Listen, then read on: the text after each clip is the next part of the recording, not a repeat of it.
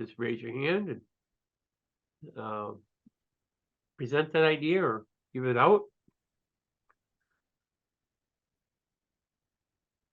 Alan?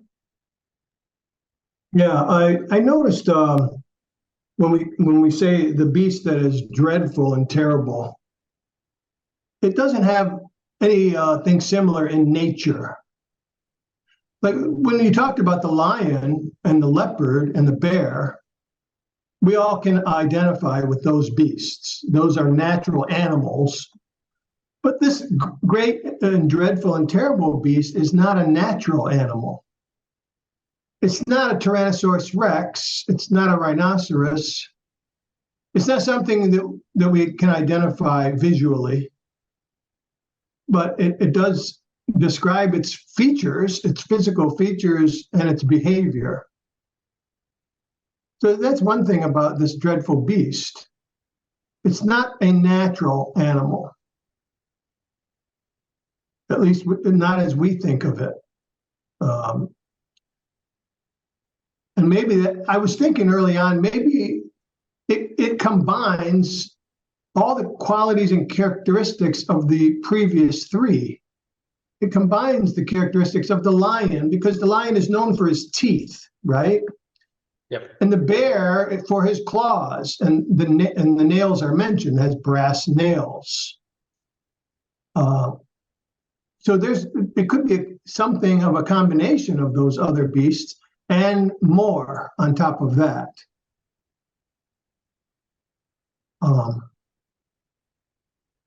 Anyway, that just occurred to me while you were early on in the presentation, in the imagery that we were putting up on the screen. Yeah, that's true. It is very unlike other kingdoms in the entire history up to that point. This is just before Second Coming. Whichever this dreadful beast is, it is unlike. There is no parallel in the history. It is such a dreadful, such a terrible and terrifying. But it does carry the signatures of Roman Empire, because Roman Empire was its shadow. So you're right. In a way, it's a hybrid. That's correct. It doesn't have a predecessor that equals it.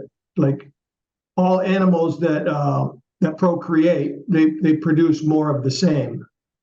This one doesn't have a predecessor that's similar to it, or at least not one that is equal to it in its power and its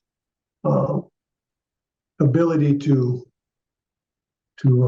dominate and control. Willard?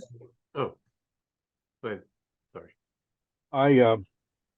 I just wonder if it could be AI.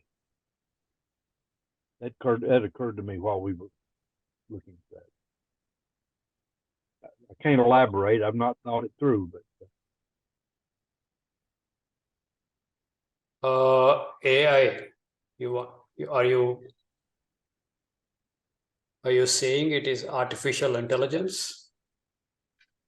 Could be. I mean, it doesn't resemble anything that could be identified in ancient times, and it's so different than anything that's known so far. Okay. Thanks for the input. Any other thoughts?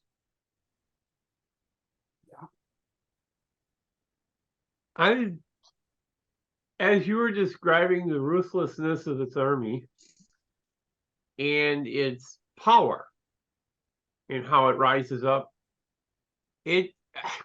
every time you brought it up, Revelation came up about the whore riding the beast, and once the whore is thrown, the beast goes on a march. There's nothing stops it. It's ruthless. It's almost as if the whore riding the beast is controlling it. And once they've had enough of her, it goes on a rampage. And it's the same thing. You have the Caesar, you have the government running the countries or the empire, and when they're thrown off, the empire goes into chaos, or a dictator takes over. Usually that's the pattern. You have a good government and it falls into a dictatorship. So I see a lot of parallels between Daniel's beast, the horrible beast, and the beast of Revelation. Now, the descriptions are a little different. One's got 10 heads, the other one's got 10 horns, and there's differences, but I'm just wondering if they're actually the same or similar. Especially Revelation 13 and 17. Right. One of the beasts is composite beast. It has the lion, leopard, and bear. All these things are built into that. This guy almost looks like that guy.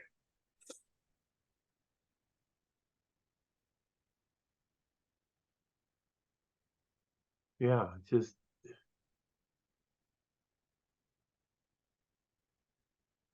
He has also 10 horns. This dreadful beast has 10 horns, which Rome does not have. And from the 10 horns, a little horn would come. Little horn would be the next presentation next Tuesday. Probably I'll take 2 presentations for little horn. This is mega subject. So that would uproot 3 of the 10. So you're left with 7, and the little horn becomes 8. And that does all the dirty work. The main persecution, killing of true Christians, is done by little horn.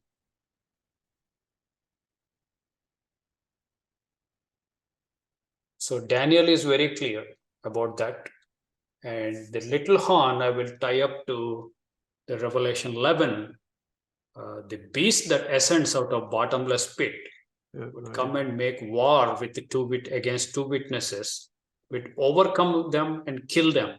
You have same signature, but the little horn and the beast that ascends from the bottomless pit. So that's where we are driving the signature match.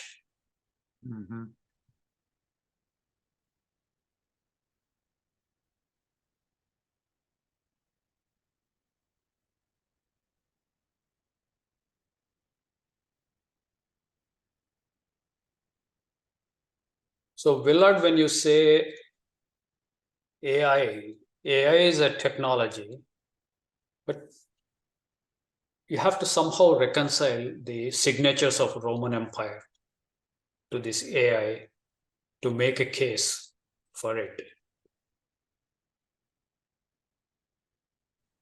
I don't think we have yet seen the final form that AI is surely to take. So it's all in speculation, but I can see the possibility of it subordinating humans entirely and enslaving and extreme cruelty. A lot of the characteristics of this beast that we're referring to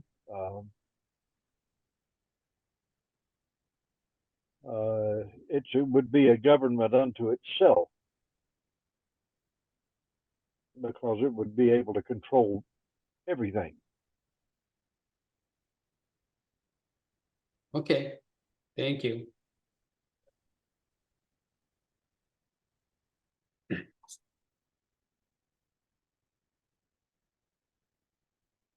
Alan?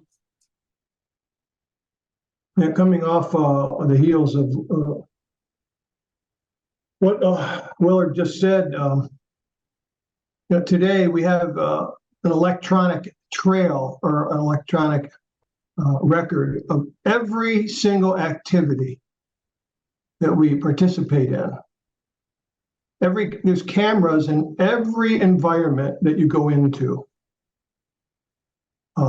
People have these things in their homes that listen to them. They listen to your words in the privacy of your own home. My wife will ask Siri, say, Siri, what's the definition of this word? And Siri immediately on her phone tells her what it is because Siri is continually listening to every single word that you speak. Yeah. And so we have all these things. We have GPSs that identify where you are on the map at every moment. And you're carrying it in your pocket, right? And we've all become addicted to these devices that let whoever would want to monitor me know where I'm at. Am I at the store? Am I on the highway, going down the highway? There's no escape now. We're in a place now in human history when we've come into an era where there's no escaping this electronic record or trail.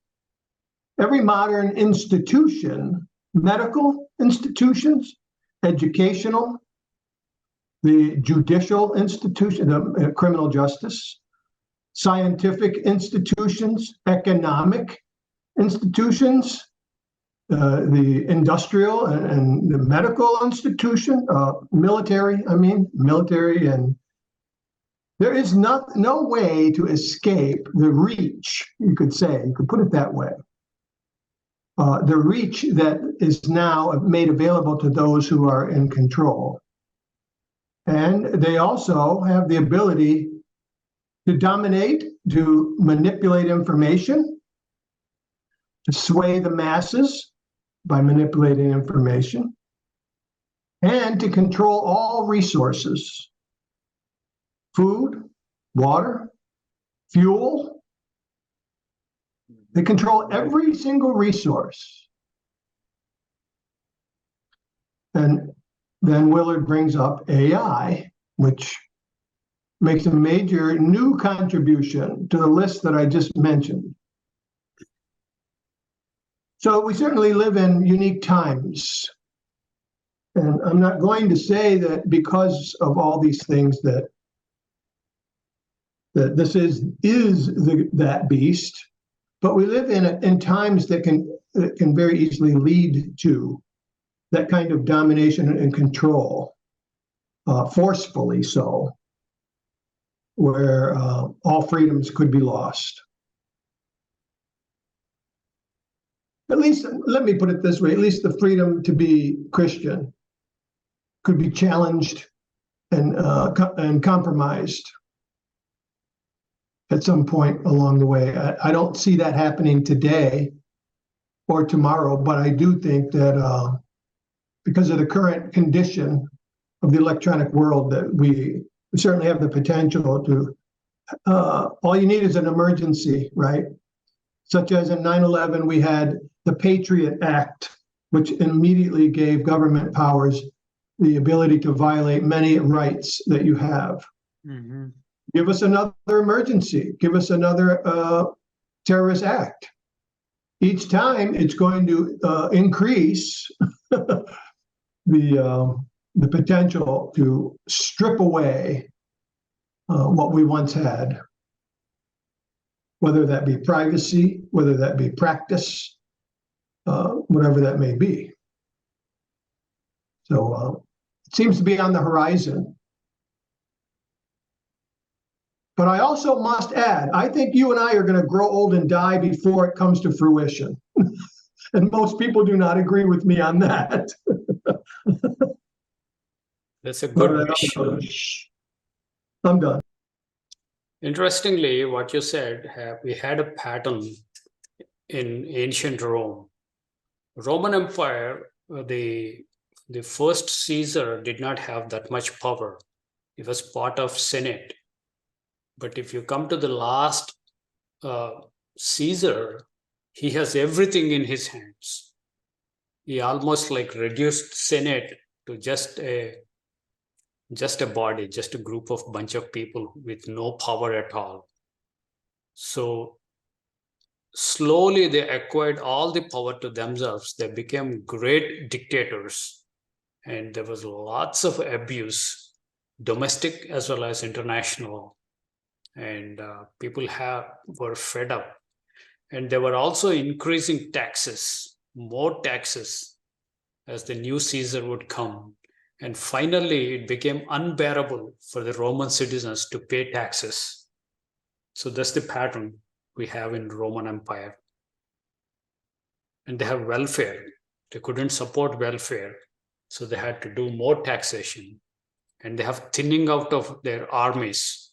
The armies were spread across this huge empire, and they were not able to defend their country any longer because of these new Vandals, new forces that have come to attack, and they could penetrate the borders and come and control, like defeat the Rome and then take the Caesar into custody. Finally, when Rome fell, Western Rome fell. So you have a pattern there of more dictatorial. When did it actually fall? When did the Vandals actually sack Rome? Was that like 385? Somewhere around after Constantine, there are a few more Caesars. And after that, first there was a division, Eastern Roman Empire and Western Roman Empire. West fell first, and East continued for several years because they were getting lots of money from trade and revenue. So they survived for quite some time, and then they also fell. You have two capitals for the Roman Empire, pictured by two iron legs.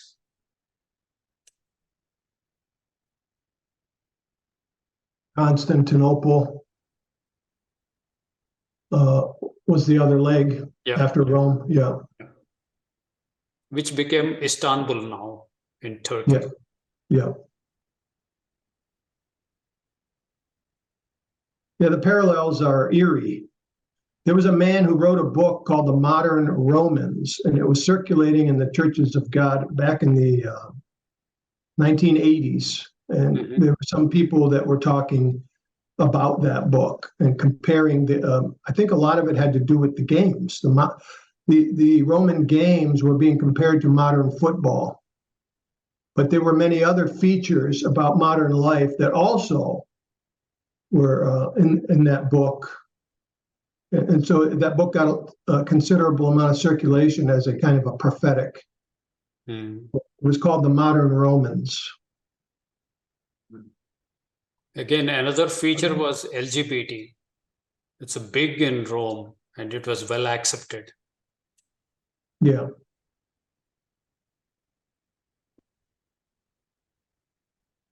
For this entire week, I was studying Rome. So they have a lot more signatures, actually. And we are not the first ones to study that. Lots of people, lots of Christians have studied Rome, and they documented several points, and then they were looking for something like Rome, but more dreadful and more terrifying. And they have their own take, which entity now we are seeing more like that. And some of these entities probably have not come to full shape. They are still under transformation. And once they reach their final stage, final state, then we see the exact matching with Rome. And this guy is one time, like Christ clearly said in Matthew 24, such tribulation you haven't seen. It is not in the past, nor would it be in the future. It is one-time event in the history of mankind. Unless those days are shortened, no flesh would be saved alive. Right. So we're reaching a climax of human history when this dreadful and terrifying nation comes into existence. And actually, God has to come back. Christ has to come back and put a stop to this system. And this guy supports this little horn. Little horn is more sinister than anybody else. That little horn actually kills Christians.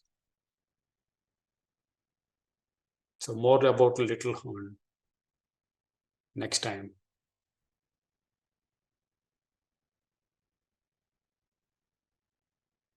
Don? Another aspect of this is that we haven't touched on really is the demonic influence and forces that are behind the whole thing. That there are demons penetrating into all the nations today and have been, for centuries. But for some reason, when Satan knows he has a short time, he's going to become enraged, and the other demons also will rage with him. And so these things that we've seen in modern age, these despots, these leaders that are pushing demonic ideas, like Karl Marx and Lenin and Stalin, who they did those things to their own people, and what Mao did to China, and many others who genocided their own people. These are demonic movements. These aren't just the evil that men do. These are demonic forces in the hearts and minds of men that are intent on creating the most human misery possible. And most people today are not educated as to what kind of misery actually took place in the 20th century. It's a horrible thing to consider what these men did to their own people in China and in Russia and in other places throughout Africa and Asia. Even, we don't like to focus on the negative. It's not a happy time to focus on the negative, but if you're a student of history, you know what I'm talking about. The human misery quotient has been higher, even though technology has provided greater conveniences. The human misery quotient has been higher in the past 100 years than ever throughout human history. And most people are not aware of that. This is because of demonic activity. And all that I think that you talked about tonight, that which is coming yet ahead of us, is also going to be the increased intensity of the demonic activity. And that's why the church is going to be, as it says, the power of the holy people will be shattered and will wear out the saints. So we need to also add that into the mix, that the demonic influence. That's very, very I don't want to use the word possible. It's obvious. There's a greater demonic activity. We have a hint in Book of Daniel. Archangel Gabriel was sent to Daniel, and he was stopped by Prince of Persia. So he had to wait for 20 plus some days, and he couldn't come to Daniel to give the message, to interpret chapter 7 beasts. So the Gabriel was held back, and Gabriel has to wait for another archangel, Michael, to come and fight against Prince of Persia. And then the Gabriel can come and give that interpretation to Daniel, this vision. So, and Gabriel, Archangel Gabriel also says that now we have dealt with Prince of Persia, and the Prince of Greece would come shortly. So the next, after Persia, you have Greece. So Prince of Greece, he said he will come. These are demonic, high-level, demonic, dark rulers of these individual kingdoms. That's a very important statement. He said, like, even before Greece arrived on scene, he's saying the Prince of Greece would come. So the Prince of Greece would come and Greece would be raised and Greece would do its work based on the Prince of Greece. That tells me that later on, Prince of Rome would come. And the Rome would be ruled by another prince. So looking at the pattern in the shadows, we have greater confidence and authenticity that these modern nations would no doubt be moved by this dark princess.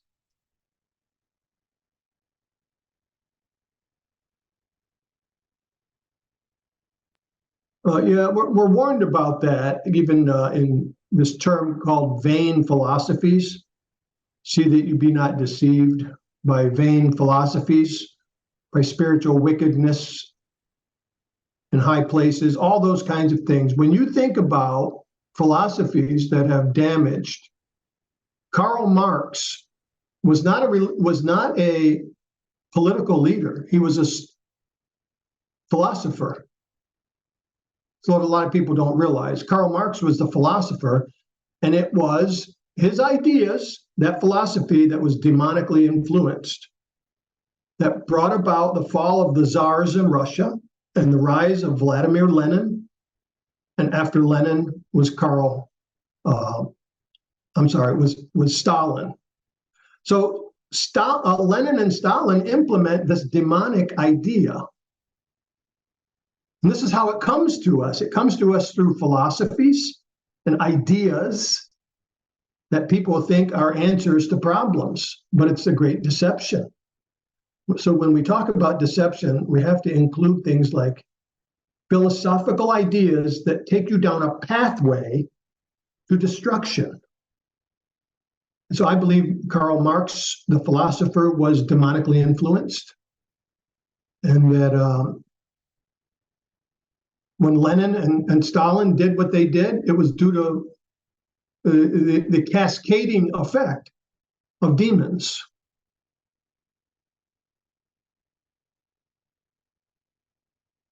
You're right. Some of these philosophers, maybe all of them, were moved by demon spirits. They go into trance some long periods of time and they get their ideas. And Aristotle was the main influencing philosopher for Alexander the Great.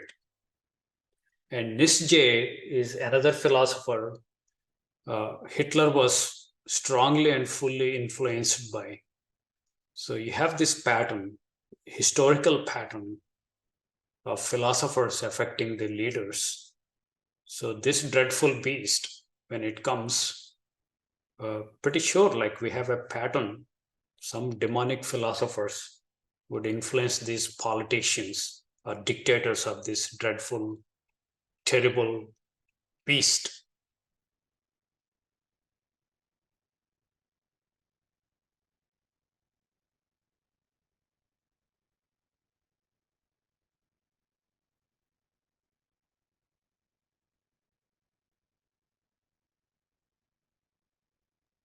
Yeah, so if we watch closely the philosophical world and we see what's coming around the bend that's arriving soon, we can kind of understand the next demonic influence that's coming.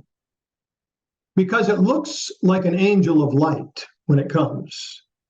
It appears to be an answer to problems. It appears that it's going to bring all the desired fruits of peace and prosperity. But the reality is that these are demons who are deceptive. And I think that we would do well to expect that the next major philosophical movement is a demonic movement. No matter how good it looks on the outside. For us, true Christians, you're right. There are two challenges. One is deception, false doctrine. Second is persecution. Persecution would not take away our salvation. We will die. But the deception could. The false doctrine could. That is more lethal and dangerous for us Christians.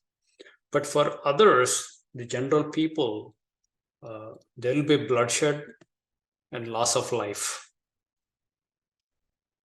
We also see, like, if you bring other things from Revelation and things we studied so far, there is Euphrates River. At that, the high-level demonic beings were put on restraint. That restraint is removed and they were released from Euphrates.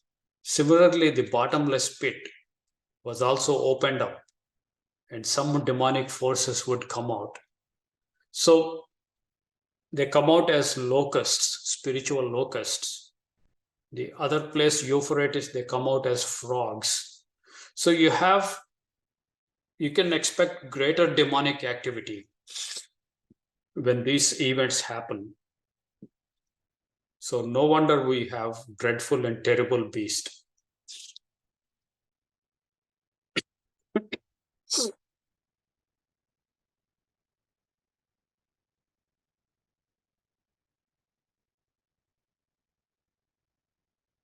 Folks, I'm going to ask you to forgive me, but being an old man, it's past my bedtime.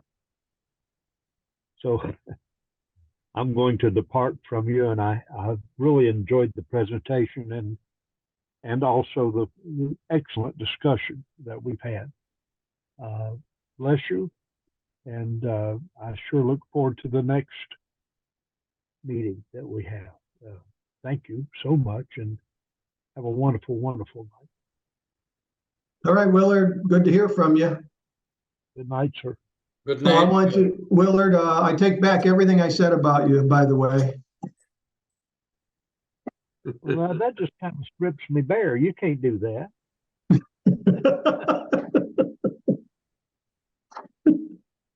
You know, if I didn't like you, I wouldn't tease you. You know that.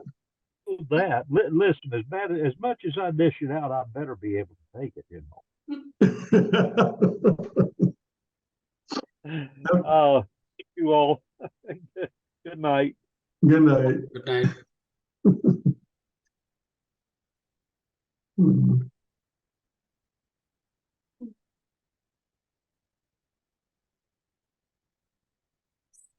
Hmm. Well, Anne Marie, you've been very quiet tonight.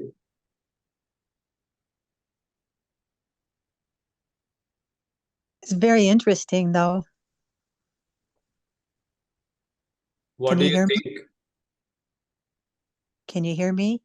Yes. Yeah, we can hear you. What do you think of this terrible and dreadful beast?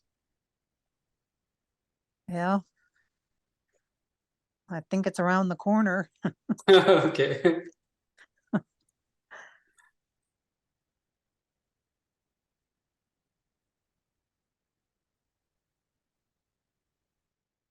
Is it helping you with the patterns? Like when the time comes, it gets a little bit easier for us to identify these entities.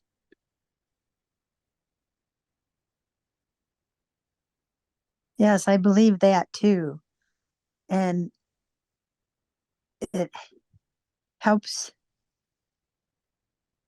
to stay in the Word and to know that we have the Lord. Yep.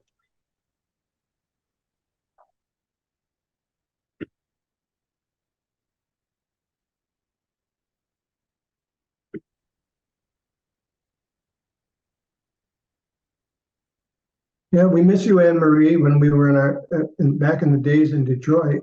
It was so much fun having you there. Yeah, I miss you, but I'm so glad I had it.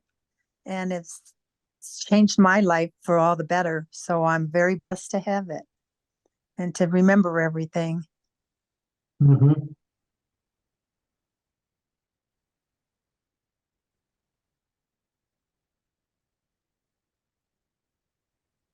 So Also, go ahead.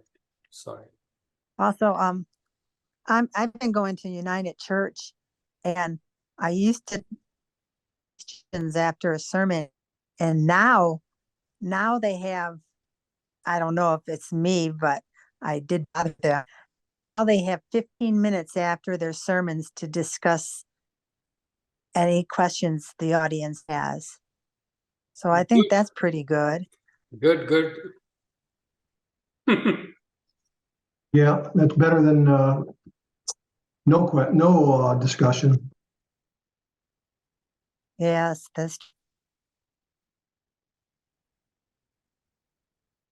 Can you contradict the teacher? pardon me. Can you contradict the teacher? People won't do it probably.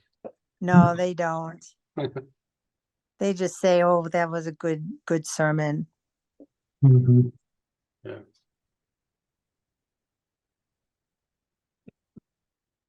Well, here you can contradict. You can totally disagree. It's permitted here. You got nothing to protect, do you? Sometimes I have a big mouth. I have to learn to control it. I have though. I've been very good at that now because no one, yeah, I've been doing good with controlling. 'Cause I want to tell everybody, but no one wants to listen. Hey, back in Detroit, people used to tell me I was wrong every week. Well, at least once in a while. Yeah, yeah, you had a hard time sometimes. You did good though.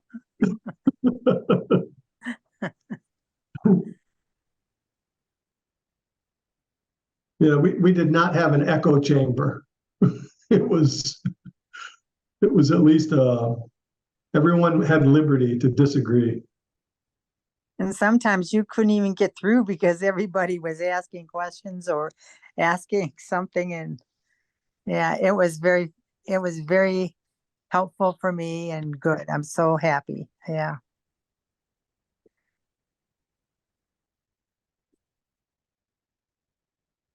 In most of the COGs, I believe people have studied Roman Empire at length. People are more familiar with the Roman Empire, I believe. Yeah. It's not totally new information that I presented tonight.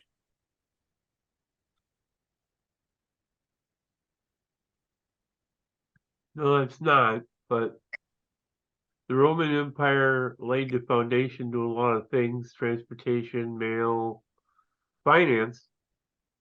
And you look at, like I said, I'm comparing with Revelation. It seems to be money. You know, she's the whore. I just wonder if, the whore has anything to do with the little horn. Because it's after, well, the little horn is the one that does the murdering. And it's after that point that she is drunk with the blood of the martyrs of Jesus Christ and the blood of the saints. So it's tying those two together and time wise. I don't know. You're right. I believe in the same way you're saying, Don. These three entities would merge, for me at least, with my research. The Mystery Babylon, this little horn, and one of the eighth beasts in Revelation, and the beast that ascends from bottomless pit. These seem to be doing same work of killing saints, the blood of martyrs. Mm-hmm. So there's some signatures bringing them, all the three entities together into one. I'm not the only one seeing that. Like, there are few people I listen to, they also feel same way.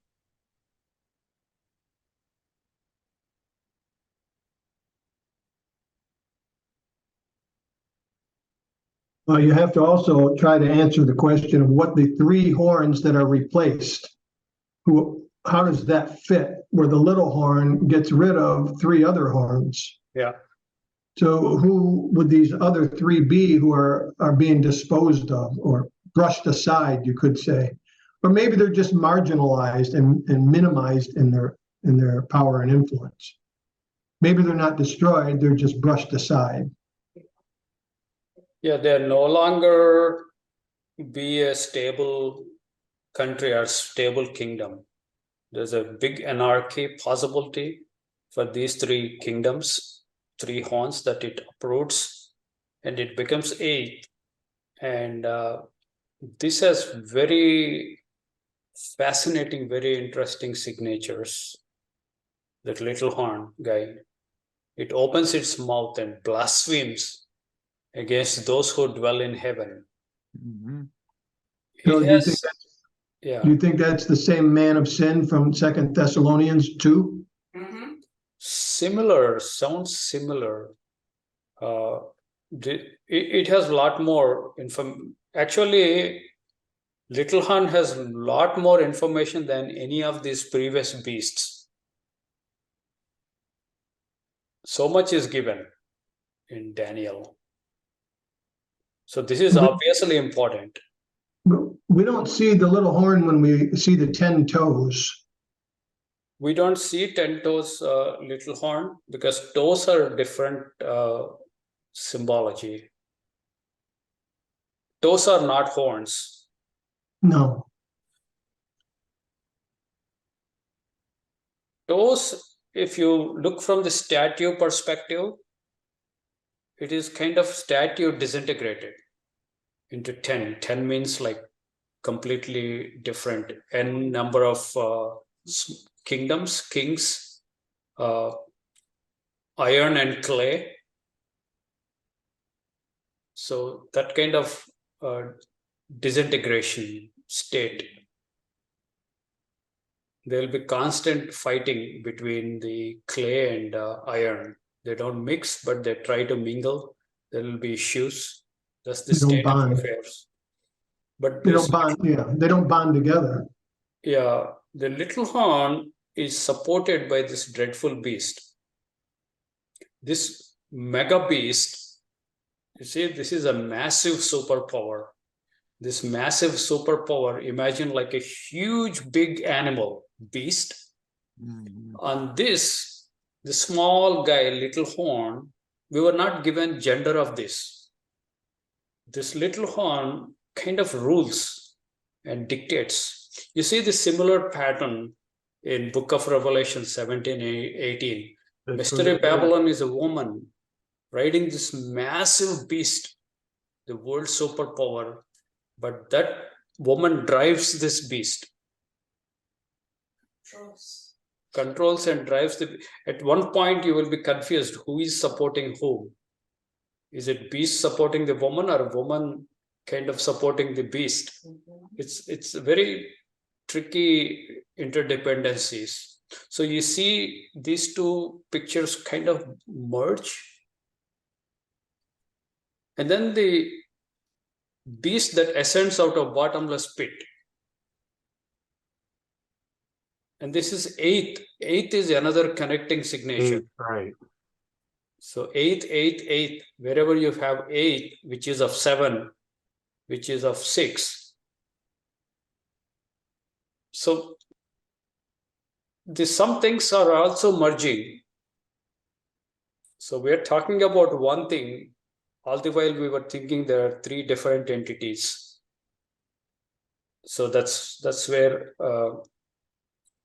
I am seeing same way Don is seeing. I mean, Revelation 18. Well, actually, go back to Revelation 17, 16. And the 10 horns which he saw upon the beast, these hate the whore. So there's already there's a hatred there, but she's in charge. And the mighty waters is great nations, peoples, multitudes. She's over everything. Yeah. There's a parallel between the whore and the mighty beast.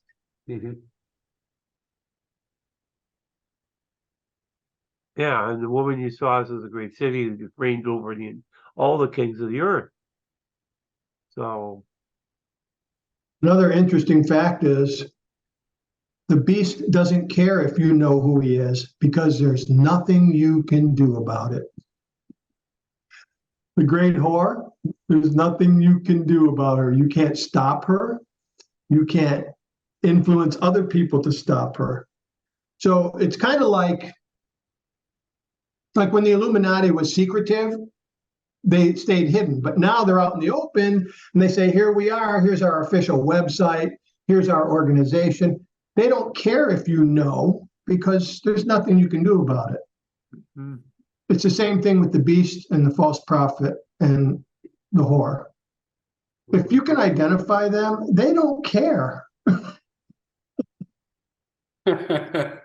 because you have no power to do anything about it, to prevent it. right. The power is on one side. Now, the power we have is the power God gave us to be saints, to be faithful, to remain faithful. Now, that power we do have, but we don't have power to prevent evil and wickedness in high places from being pervasive over the globe. We don't have that power because that's prophetic and it has to happen. But they don't care if you identify them. They feel too no small threat. for them. Put it this way, you're not in any way able to threaten, so they don't feel threatened by you identifying them, which is an interesting fact. I mean, they don't have to keep it secret.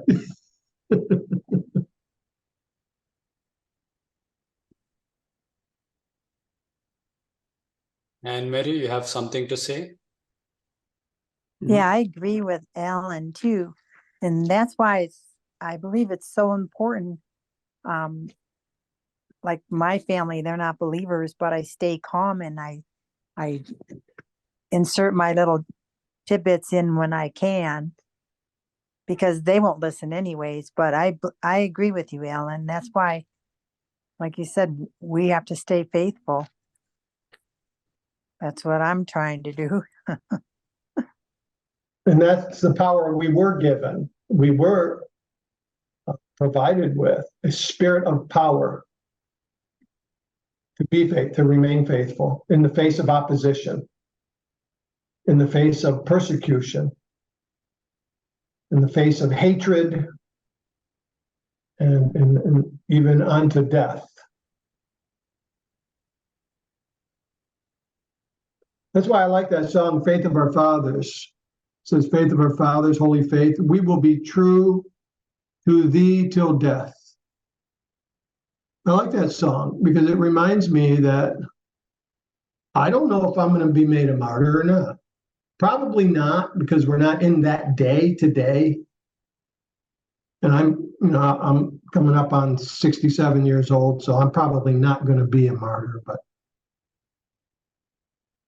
none of us know for sure what the end of our life is. And since we don't know, we should consider that. There's a possibility, but we will be true to thee till death. Singing a song like that is a good reminder that you have received power.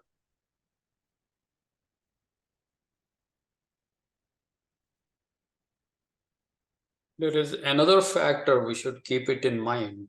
There's a huge information suppression. So we don't know really what is happening around us. Right. So you should learn to read in between the lines to some extent with spiritual discernment. And maybe it is happening. We don't know.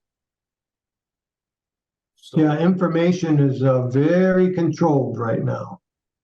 yeah. Oh, then you have all the magic going on. There's something they don't want you to see, so they set up an illusion of an event to hide another event. Yeah, look at the shiny object over here. Meanwhile, over here, there's some crazy thing going on. Distraction.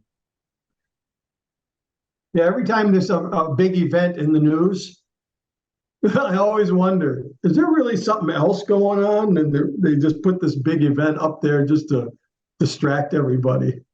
And it's called a red flag event, is what they call it. Red herring, yeah. Oh, well.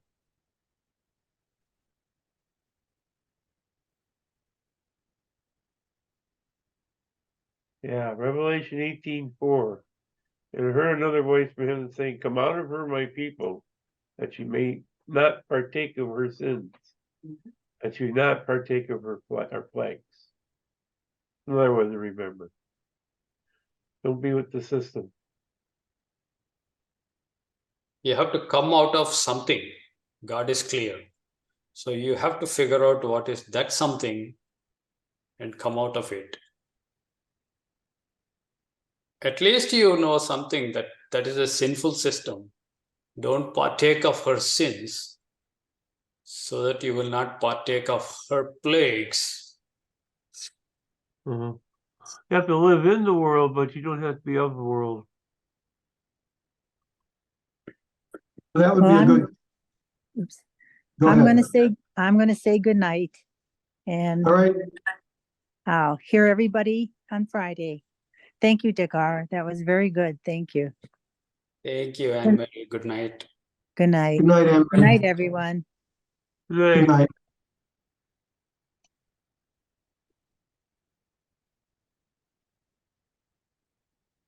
Oh. Actually, if you go through, as we are combing the raw scriptures now, if you comb all the scriptures, picture gets clearer and clearer. It gets a little bit easy to identify the entities.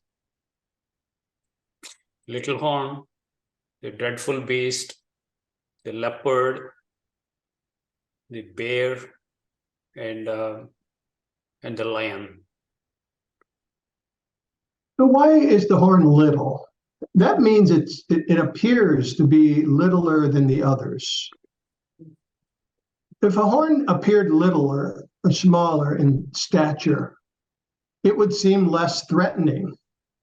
It would seem like less of a hazard or a risk.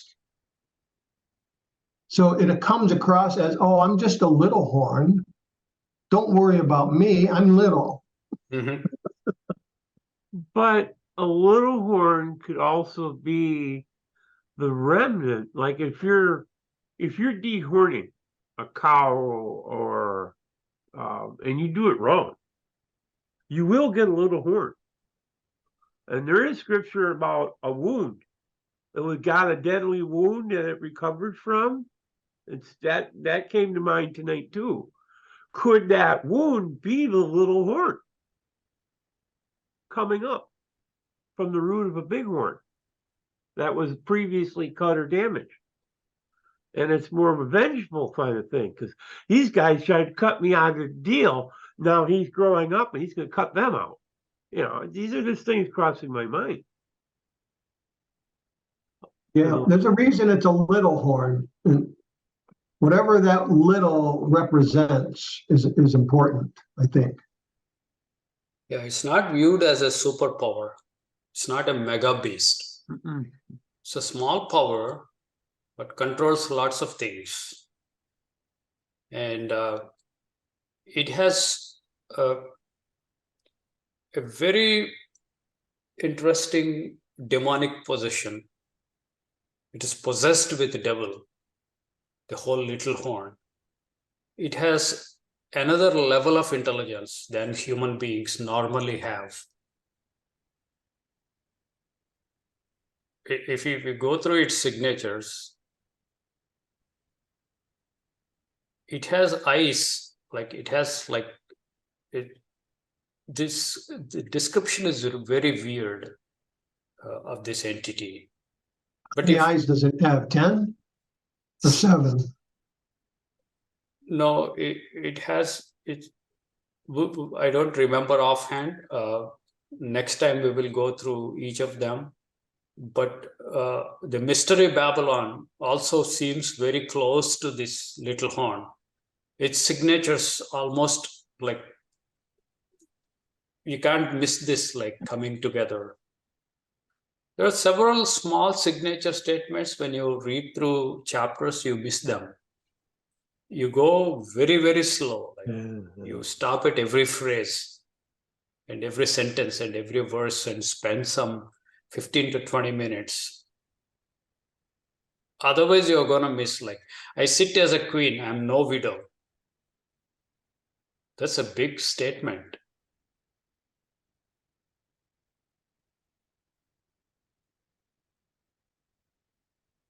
So the little horn also has several signature statements that kind of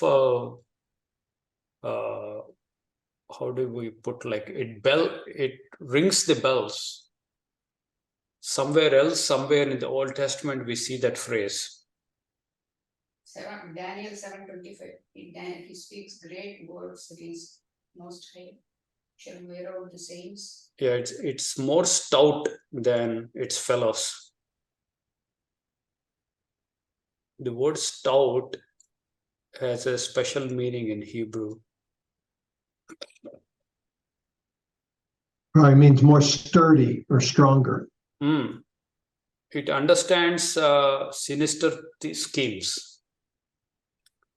Oh, It is not normal IQ, like it's completely possessed by demons.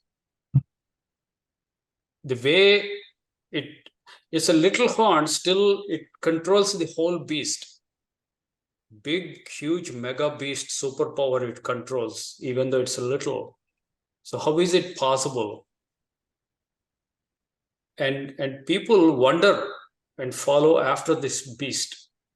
Oh, who is like this beast? Who is great like this beast? Who can make war against this beast? And they follow and worship this beast, this little horn. And the beast that is not, shall ascend. That's another signature statement. This disappeared from history for several centuries, and it came back. Several centuries is just my understanding, but for a long time, the beast that is not, shall come. Shall come, again you have different renditions of it. Shall ascend out of bottomless pit, and it does its dirty work and then goes into perdition. And eyes and mouth speaking great. Yeah, it has eyes and mouth speaking great things. Right? What does it mean, eyes?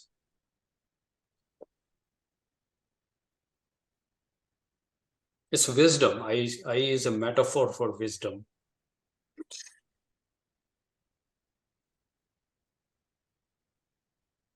It would have the wisdom that demons have, but not the wisdom of God. No. Negative. It's all negative connotations. It would not be able to understand the wisdom of God. So its wisdom is a wisdom that is earthly and sensual and demonic. Correct. As James points out. That's true. It's I guess you can build on that, James. But the way the political and military manipulation, that's what most hinted, most thrust is on that. In the sequence is talking about kingdoms, politics, military. In that context, this little horn comes and the description is given. It's much political level. It's not false brethren and false teachers. Even though you could make a case for it. Okay. Just thinking aloud. In Daniel 7:8, I considered the horns, and behold, there came up among them a little horn, before whom there were 3 of the first horns plucked up by the roots, which leaves 7. How many horns are on the beast in Revelation? 10. 10. 7 heads and 10 horns.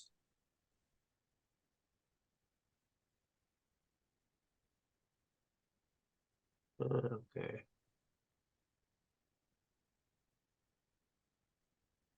Here also there are 10 horns on the 4th beast of Daniel. Yeah.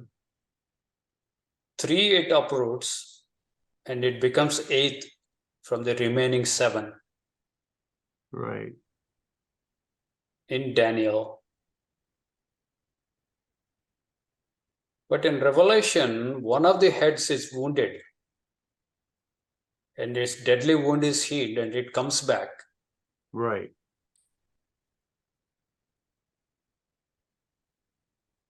So you have some signature statement matching with the beast that was, is not, and shall ascend. The deadly wound was healed and the beast comes back. We're touching multiple books and multiple entities now. Mm-hmm. Once we get familiar, it gets a little bit easy to at least do the analysis.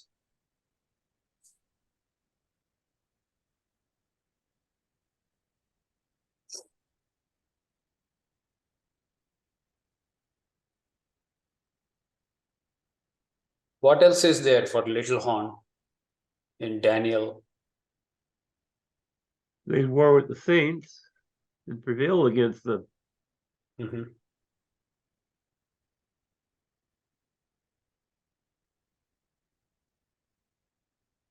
You have 2 places. One, Daniel is shown. The second is angel's interpretation. Mm-hmm. Little bit further down in same chapter.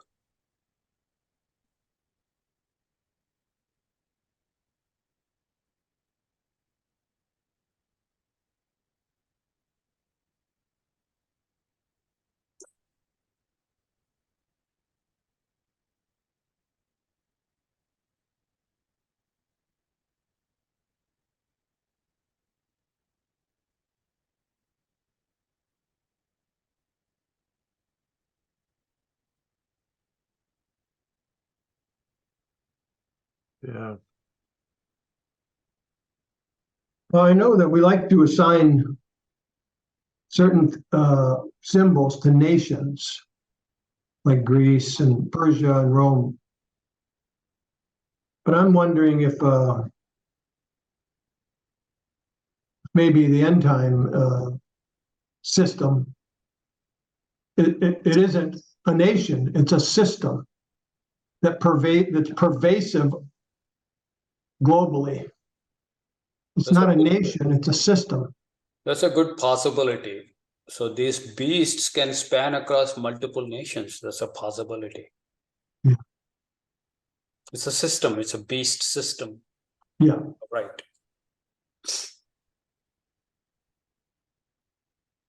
But if you go by shadow, those were real kingdoms. Yeah. Babylon, Persia, Greece and Rome. It's not necessary that they should follow the same pattern.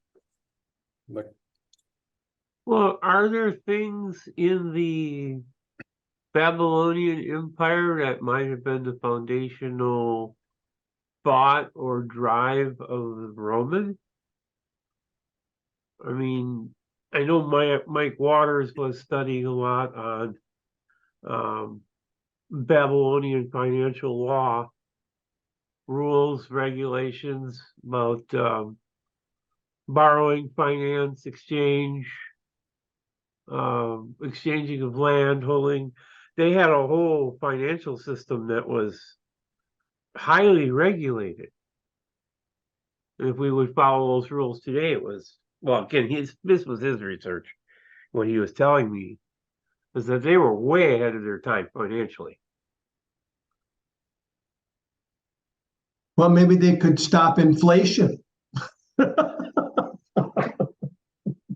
Yeah, but Rome had inflation, it seems. Oh, yeah. But I would take it one step farther back. I think we have to go back to Nimrod to look at foundational things. We can't just go back to Rome or to Persia or Greece or any of those. They borrowed much of what they had from the civilization before them.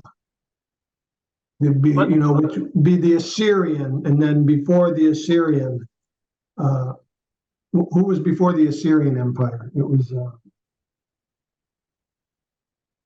the Phoenicians, maybe. But we have to go back to Nimrod to see foundations of Babylon, to see that it's about gathering into cities and controlling, and to see that it's an attempt to ascend into the heavens outside of the instruction of God, and to make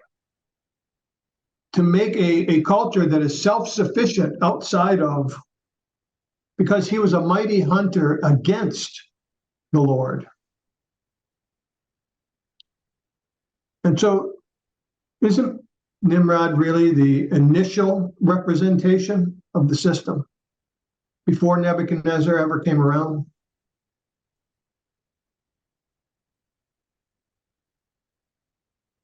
Yeah, let us build a city and a tower. Let's Yeah. have our own name, not God's name. And besides that, Nimrod, Nebuchadnezzar, he repented at the end of chapter 4. The person of Nebuchadnezzar probably repented, but the Babylon as a whole continued as the beast. Yeah, Right. yeah. So I think it might be better to go back to Nimrod rather than start at the time of Daniel. Yeah. There's an awful lot about Babylon in Jeremiah 51 and 52, which for the most part was all written before the height of the Babylonian Empire, right? Especially including the downfall of Babylon. Comparing Jeremiah 52 to some of what we find in Revelation 18. Yeah, 17, 18, very similar phrases. Right. Yeah, Babylon has fallen, has become the habitation of devils, and behold, every foul spirit, caged and unclean and hateful bird. yeah, unclean birds. That's an interesting phrase. In Zechariah, was it chapter 4?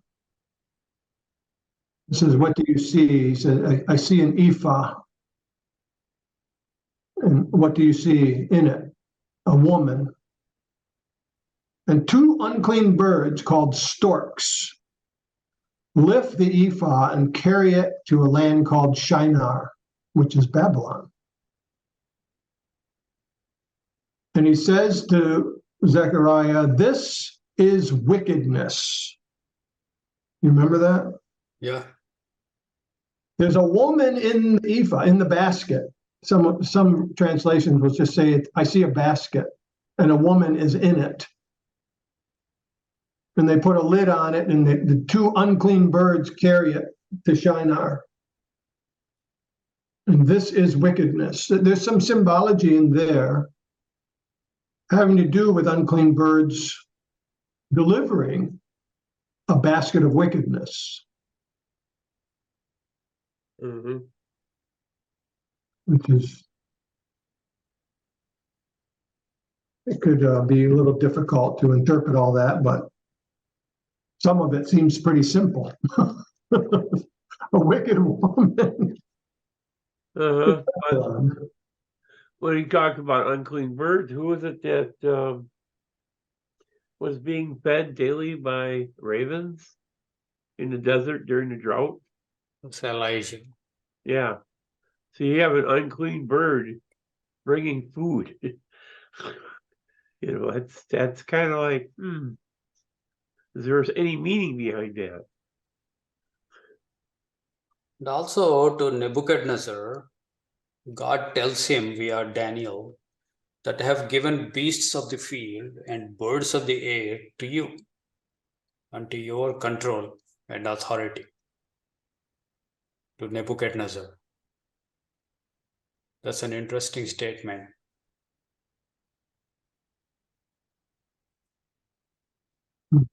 So the ancient Babylon is a shadow of the mystery Babylon in the Revelation.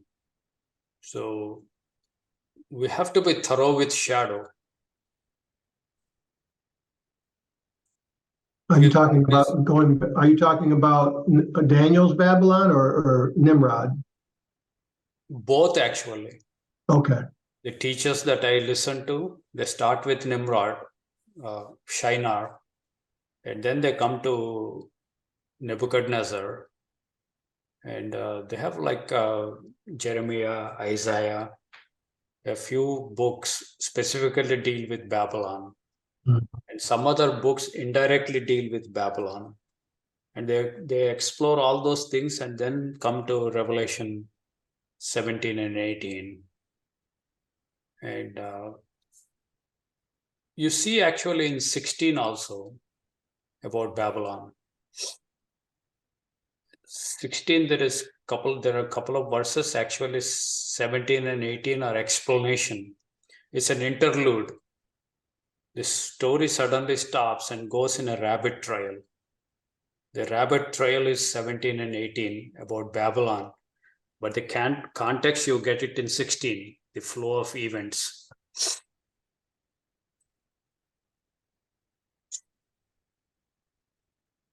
So if we're talking about an era at the close of the age where there's both Babylon and Roman features, I wonder if the exceedingly dreadful and terrible beast could be a combination of those two features, the Babylonian strengths and abilities and the Roman strengths and abilities. Much of what Rome had was learned from the Greeks. Their architecture was learned from the Greeks. Yeah, they're part of Greeks. Their Senate, the Greeks had a Senate 300 years before Rome. Yeah. So much of what Rome had was borrowed or inherited, put it that way. It was inherited technology and science and politics all, and even much of the development of their military was more advanced than what the Greeks had, but they got a lot from the Greeks initially. Yeah. Where did the Greeks get it? They got it from the Persians before Greece rose up to power, right? Yeah. And the Persians got it from Babylon. So we trace it back.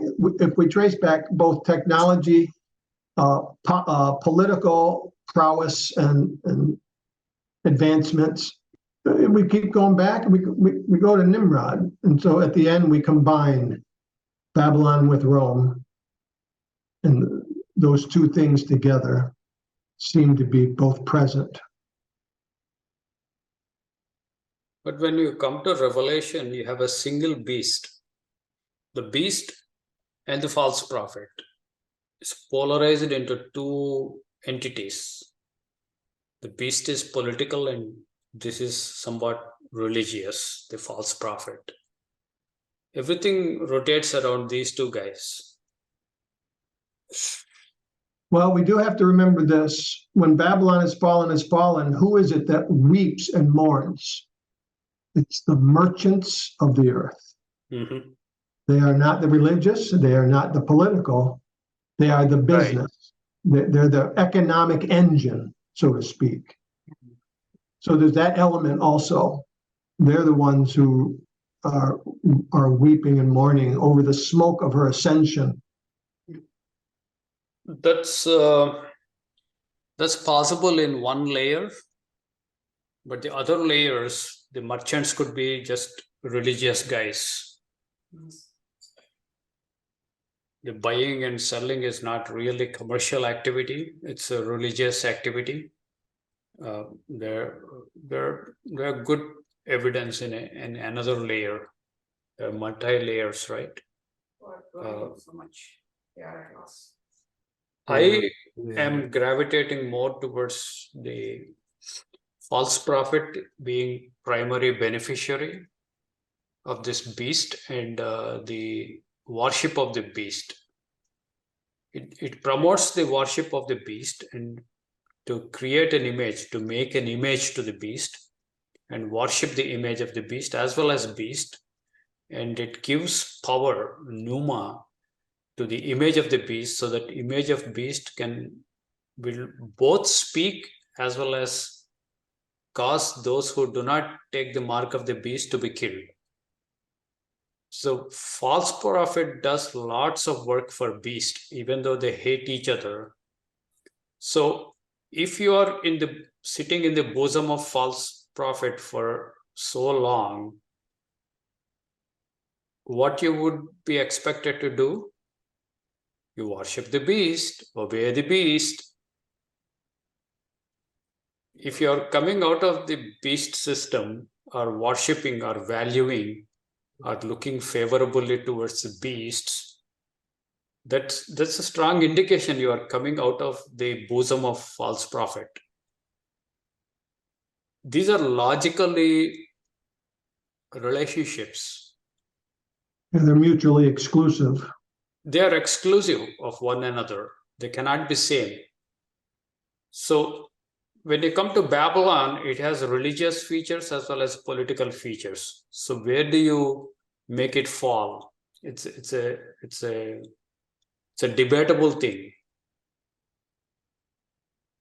So then buying and selling, no one can buy or sell unless they worship the beast, or the image of the beast.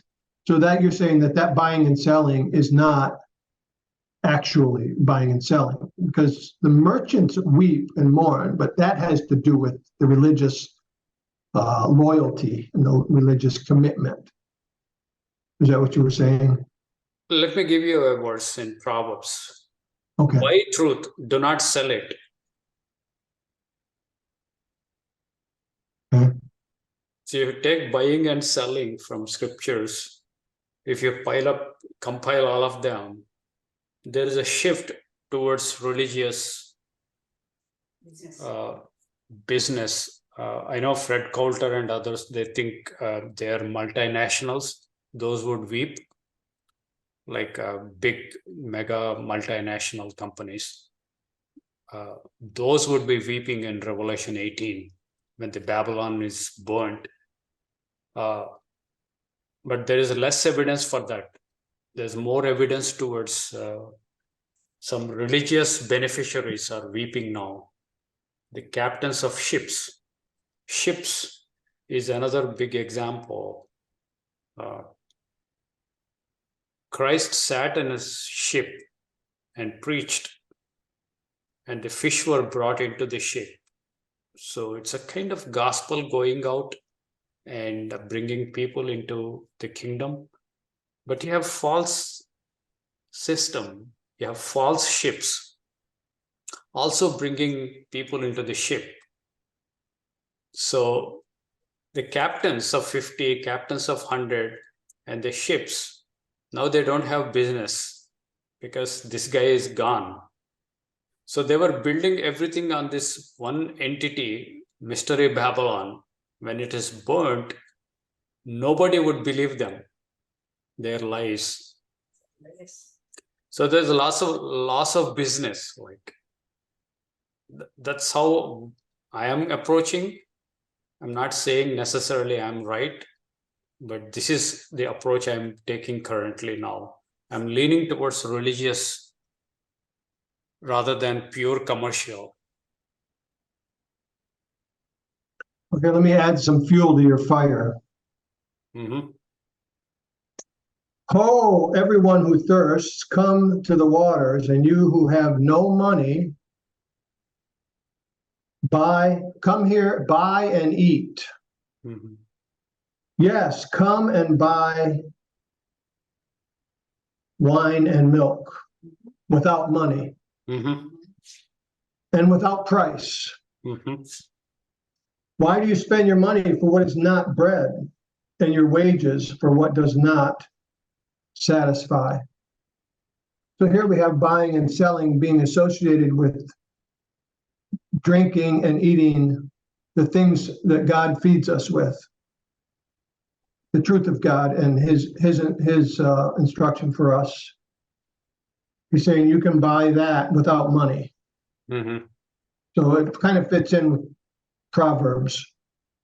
What is the second portion of that, what you said? Buy this without price. Then there's a question, why do you spend your money? Yeah. Why do you Um, spend your money for what is not bread? So what is that? That's a false doctrine. That's the Babylon. And your wages for what does not bring satisfaction. Exactly. It won't bring life. Instead, listen diligently to me and eat what is good. Yeah. Listen, you're eating by listening. Yeah. And let your soul delight itself in abundance. You know where I'm at, right? Isaiah 55. Yeah. I don't remember location, I remember the verses. Yeah, it's deeply emblematic verses for receiving the things of God in the form of eating and drinking. But you can't really pay for it with money. You have to pay for it with repentance, with devotion, with commitment, with love towards God, and appreciation and thanksgiving and all the sacrifices that we make. Mhm. So that's how we buy it, with those things. But you don't buy it with money. No, freely you received and freely you give.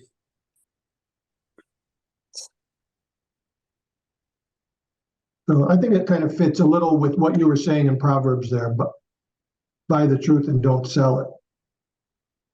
Yeah. Who are weeping? If you go through all those verses, there is a richness of symbology there. The captains, the ships, the water, and they waxed rich because of her. Now she is no more. They're wailing and weeping. They're seeing the smoke of her burning. And they don't want to go near because they were terrified of her plagues. So they maintain their distance. At the same time, they wail and weep. There are a lot more details, like there are 95 characteristics for Babylon itself in those two chapters. There's incredible volume of data that God is giving in just those two chapters. If you Yeah. take Jeremiah 50, 51 and Isaiah 42, 38, whatever, there are a lot more places God talks about Babylon. If you put them, assemble them together, it's a humongous, voluminous task, but it has its rich rewards. You will gain great insight into the system Yeah. around us.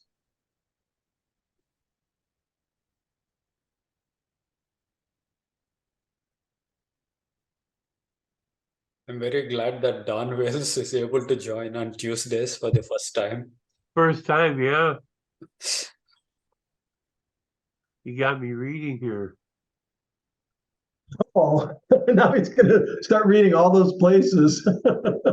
Well, no, it's just the merchants of the earth. They're describing everything that Yeah. bought and sold. I mean, they had control of everything.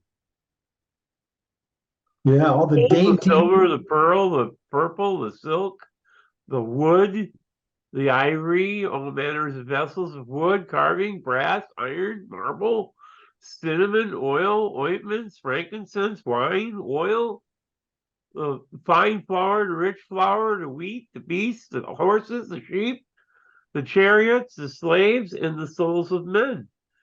The souls of men. He Yep. puts that last. I went through studies that they worked with every word in that list.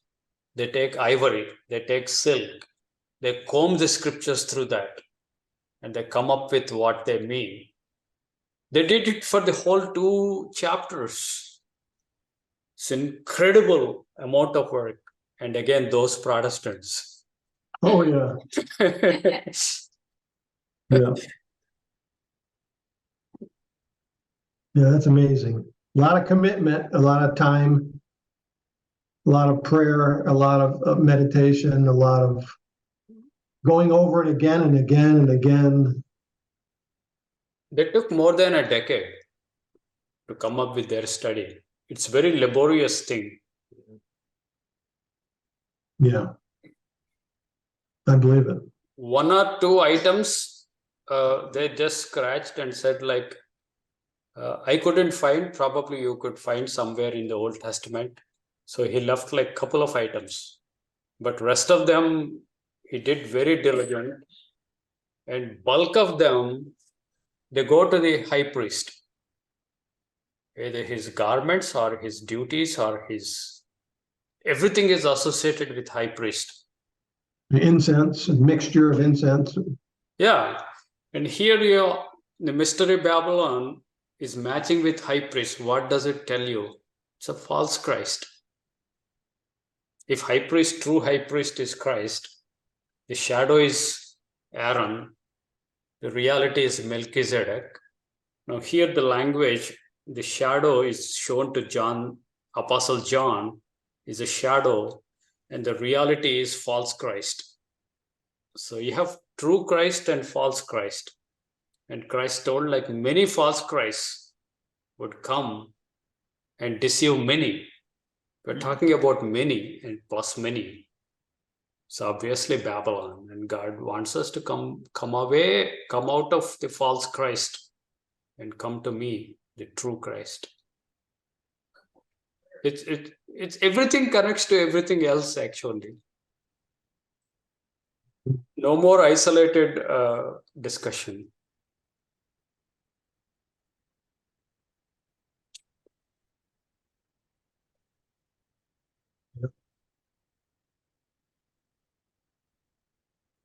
And it leaves you with a massive amount of material to try to mesh and try to harmonize old and new, both old and new. Yeah.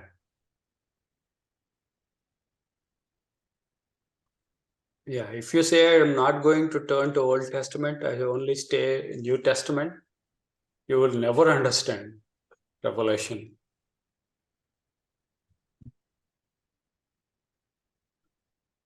But there is always reward, like if you take time and go through that. And now we are in an age, Alan and Don, we don't need to start from scratch. No. Lots of people already done lots of work. You can just borrow and start from there. Yeah. At least some portion of their research you can use pretty much.